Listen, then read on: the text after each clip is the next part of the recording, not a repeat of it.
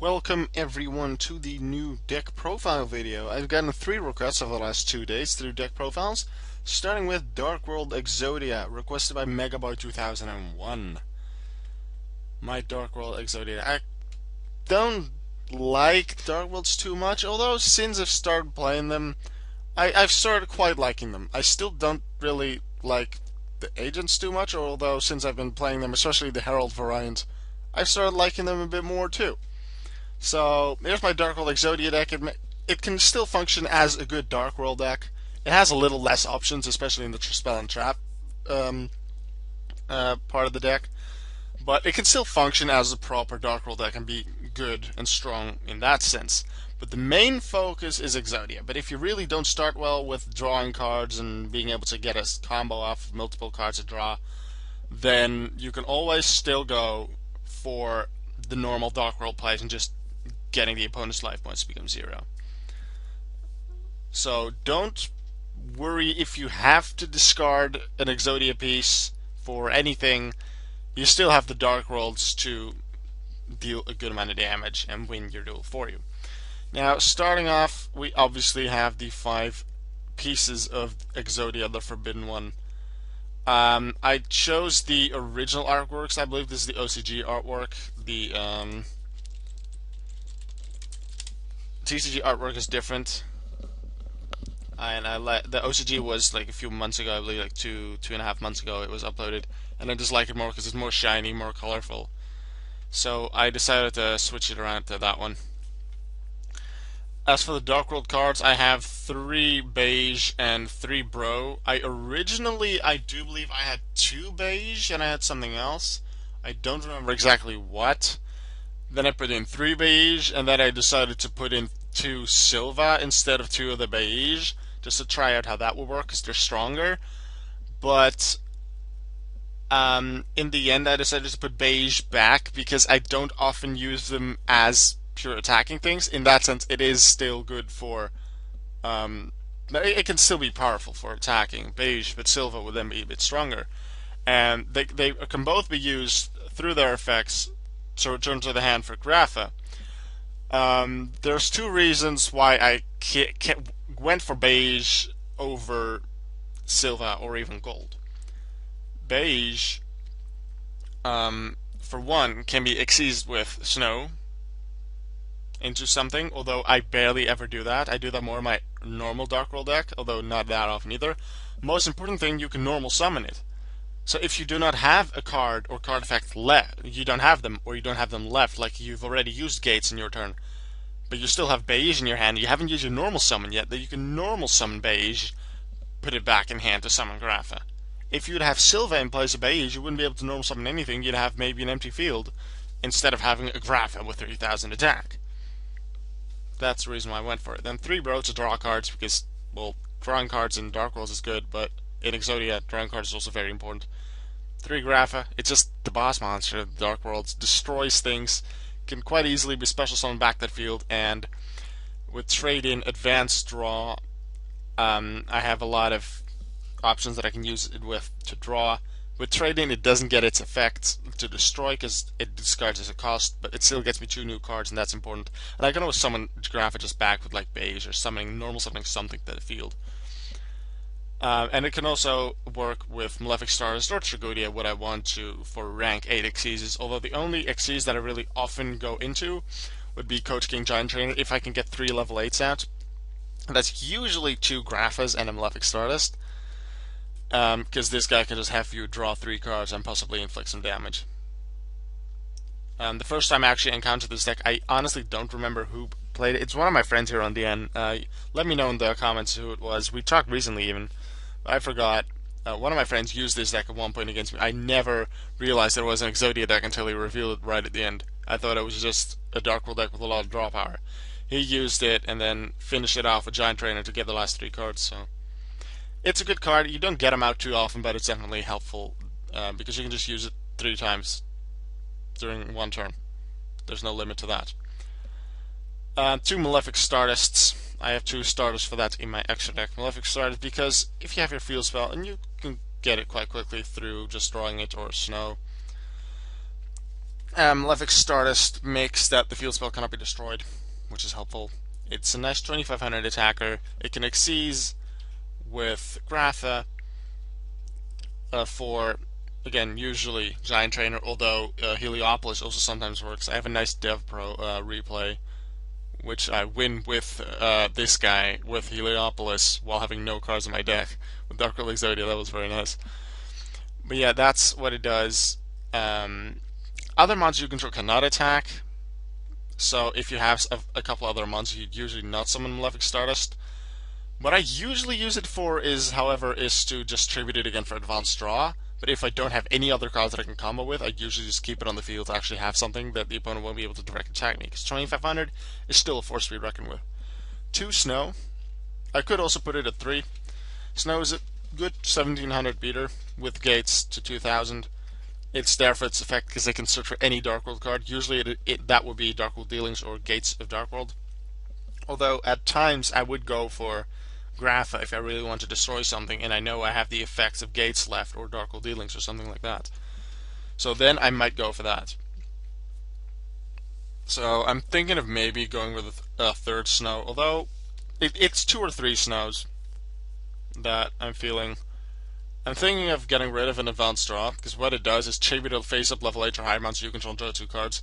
It's a very good card if you can actually get your level 8 monsters out, or level 8 or higher, so Tragudia works. So you have Tragudia, the 2 Malefic Stardusts, and the Graphas. That's 6 cards that it could work on, and if you get your combos right with like Beige, then you can summon Grapha multiple times in a turn and keep advanced drawing. But it happens sometimes that it's a dead draw. Like, a certain amount of cards will at some points be dead draws, but advanced draws are just more often than any of the other cards in the deck. So I'm thinking of taking out at least 1, if not 2 advanced draws and finding something else that draws, because draw power is most important. I'll probably replace one with Upstart Goblin, because once again, Exodia is the main idea to win with the deck. Like, if you can't do Exodia, you may not want to use Upstart Goblin because of the 1000 life points boost the opponent gets, but you may in the end also want it because the extra draw could be really good. But yeah, I also have 1 tour guide from the Underworld, so I can get a stall card in Zen mains would I find it necessary. You can also destroy it, which is a nice effect from Zen mains, which is one of the 2 reasons, other than its higher attack and defense, that I use it over number 49. But what it also can be used with is it can summon Bro, which can then be returned to the hand for Grapha summon. So you'll have a nice 1300 attack monster if you have gates, and otherwise 1000. And the Grapha, instead of just the Grapha.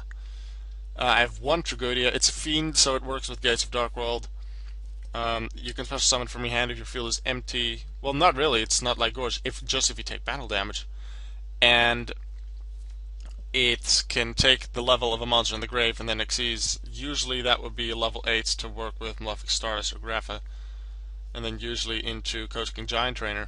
But it can be done with other ways as well.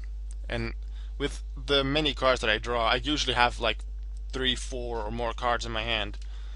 Like, I'd say usually like 4 or 5 cards in my hand would be normal if I can get a decent combo going at least. So Tragodia will be at high attack. So that's a very strong point as well. I run a lot of dark monsters, so why not a Lure of Darkness? 3 Dark World Dealings and 3 Gates of Dark World. Like, why not in a Dark World deck? That's how you can get their effects. 1 Day of Peace, because I wanted cards that let you draw, and 1 Day of Peace does that, and it stalls in the sense that you don't take any damage. So then you'd have an extra turn to draw into something, either an Exodia piece or a combo piece like Reckless Greed, Dark World Dealing, something that can help you get to Exodia. Then 3 Trade-ins. It only has 5 targets because Advanced Draw works on level 8 or above. Trade-in only level 8, but it definitely works well with these. Once again, you could put it at 2. I'm personally fine with it at 3 because I don't see a lot of trouble in drawing into any of these cards, and I can always search for a Grapha with Snow would I really want to use Trade-in. I have 3 Reckless Grades to draw cards, and if you can get them all out at the same time, do it, because then you get so many extra cards. Like, yeah, you do skip 2 draw phases, but if you chain them together, or at least use them before, like, in the same turn, then you still only skip 2 draw phases. And the fact that you can just get to your combo pieces 1 and even 2 turns before you'd normally get them with drawing can be really, really important in this deck. So that's why Reckless Greed is in here. 1 Torrential Tribute, because I wanted to just keep on going with the drawing effects, but I just wanted some kind of protection, and I felt at the time when I made the deck that Torrential Tribute would work well, and it saved me quite a few times. Like Mirror Force would be able to probably do that as well, and it's a couple other cards. I feel most comfortable with Torrential Tribute. I could take it out. I could put in another Torrential Tribute if I wanted. I feel good with it at 1. Like, originally it was at 2 in the previous Forbidden Unlimited list. I still had one of them. I'm fine with it. I like Torrential Tribute in the deck. I could replace it with another card that draws, but this is what I have for now. And then 2 Upstart Goblin to complete the deck and just help you draw cards, thin the deck out. In the extra deck, I have 2 Stardust Dragons, as shown before, to work with Malefic Stardust. Wind up Zen Mains, Levia the Sea Dragon, and Leviathan for the rank 3s. Zen Mains to stall, Leviathan just to be a good high attack power monster. Levia to use with the monsters that are banished by Gates of Dark World, like you can bring back a Snow or a Beige or a Bro. Gaga Cowboy to finish off the opponent if the opponent has 800 or less life points. That's usually what it's used for. I've actually used it once in the attack position effect, which can be helpful at times. It's usually used for the defense position effect. Lavalval Chain, so it can put a monster you want on top of the deck like an Exodia piece, or it can send something to the grave that you want in the grave, like Rafa if you don't have one there yet, so you can like summon it back to the field with its effect. Maestroke, because I like Maestroke. That's one of my first go-to rank 4s. That when I make a deck that can summon rank 4s, nice stall effects. I like the stall effects like Zen Main Skachi. I like it in Maestroke. It has a good 1800 attack, 2300 defense, and it has an extra effect so that it could sort of a Book of Moon-ish effect. There's number 50 Black Ship of Corn. I like it. It can get rid of stalls. Like True God Engine, you almost don't see it anymore, but it can still get rid of Zen Mains, Gachi, and other cards quite easily. And it can't attack during turn it uses the effect, but you may actually attack with multiple rank 4s, like multiple level 4s. Let's say I attack with a Beige and a Snow, and then in main phase 2 I exceed into Black Ship and use the effect, because that's still possible. Number 39 Utopia. It's become less used now that there's a lot more rank 4 Xyzs that are generally better, but if you really don't know what to go for, you just want a strong rank 4 that can negate attacks with a nice effect, Utopia, you can use it. I would probably replace it with Photon Pappy Operative, because I do see myself sometimes using that, although I use number 50 a lot more than Pappy, but it's like number 39 Utopia or Pappy Operative, one of the two. Gemini Pearl, just to be a generic without effects Xyz monster, pretty much only used to get over Ophion in the Evil Swarm matchup. And then I have my rank 8 Coast King Giant Trainer. As explained, it helps you draw cards. Heliopolis to destroy stuff. It'd be really interesting to see that DevPro replay. I'm gonna try out how to get that in good quality on YouTube. Felgrant the Divine Dragon Knight. It's not yet TCG, but I put it in recently. I like the effect that can negate some monster's effects, and it makes it unaffected by any other card effects. And then, as final rank 8 Xyz, I'll add number 15, Gimmick Puppet Giant Grinder.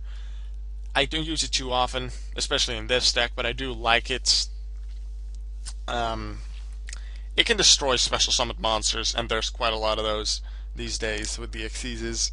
Sometimes there's still Synchros, and if it is an Xyz monster that it destroys, the opponent also takes damage. So it can destroy any special summoned monster, but even damage when it's an Xyz. Now the side deck was mostly a side deck from the previous format. I had 3 Eradicators in there, I believe. I had to take it down to 1 to make the deck usable again. I had 3 in there. Like, it was almost, the entire side deck was almost only like for the matchups against Dragon Rulers and Prophecy, because that were like the top 2 decks of the format. So I had 3 Eradicators, and I only have 1 because it's still like against any deck that runs a lot of traps like Chain Burn or spells like Prophecy, because Prophecy is still a good deck. Genix Allied Duradoc for Evil Swarms, although I never actually cited it in, not that I played a lot of matches with this deck, not that I play a lot of matches in general, but I put it in there for the Ophion, for the Evil Swarm matchup in general, or any other darks. Could have probably used something else better. Imperial Iron Roll for the Dragon Ruler matchup. Droll Lockbird, more for the Prophecy than for the Dragon Ruler matchup, although it also works for Dragon Ruler. Electric Virus I put in there for the Dragon Ruler matchup. It's pretty much all dragons, but Draco Sack is a machine, so Electric Fires also worked on that. And then later on, when it was released, I put in Mistake, which was used in Prophecy to stop secrets, to stop Master copying secrets, and mostly to stop Spellbook of Judgment, which is now forbidden. So you'll see this card less. It is also used against Dragon Rulers as well, with the big Dragon Rulers being banished, they adding monsters back to the hand, which would usually be the babies. Although the baby's gone, the Dragon Rulers pretty much have to use their effects to summon themselves, not giving them time to add a new monster to the hand, unless you use like 7-star Sword. But yeah, I did use it for that. I haven't made a proper side for this format. I don't plan to use this deck often. I don't play matches too often, I usually go for singles anyway. So this will be the end of the deck profile for Dakr World Exodia. I hope you liked it. If you have any suggestions, leave them in the comments. If you want to see another deck, let me know. The next deck profile that I'll probably be doing tomorrow is the Invincible Obelisk deck, and after that the Electrum OTK. I was requested to do both. So you shall see those soon. So from Auke and Exodia, the Forbidden One, until the next video.